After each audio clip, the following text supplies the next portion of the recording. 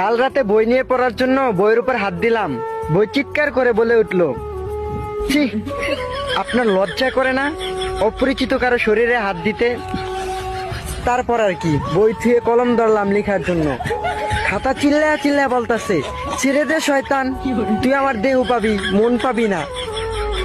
দিলাম মোবাইলের দিকে চোখ, মোবাইল কষ্টে ভরা মনে বলতেছে, জান তুমি আমাকে রেখে অন্যদের সাথে টাঙ্কি মারো।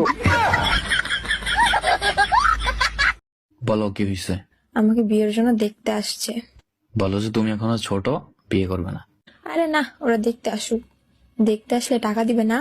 ওই টাকা দিয়ে তুমি আর আমি গিয়ে রেস্টুরেন্টে খেয়ে আসবো, পরে না করে দিব। বন্ধু লালটা দেখ, লালটা। আরে তোর বউ হে ওটা। আজকে তোরই বিয়ে, চুপচাপ মাথা নিচু করে বসে থাক।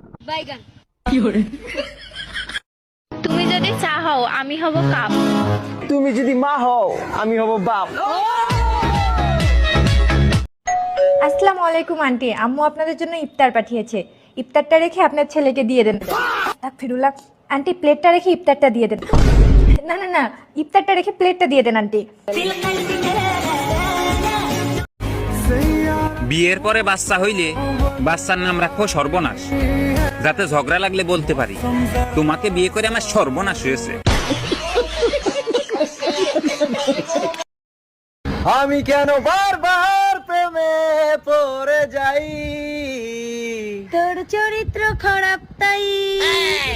আমি কেন বারবার প্রেমে পড়ে যাই।